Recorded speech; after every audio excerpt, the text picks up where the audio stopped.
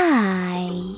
In front of me is Samsung Galaxy Flip 5 and today I would like to show you how you can manage autocorrection in Gboard settings. Begin by opening Devices settings and scrolling all the way down to access General Management. After that, click on Gboard settings, hit text correction, and after scrolling down, tap on this switcher next to autocorrection to switch it off or on.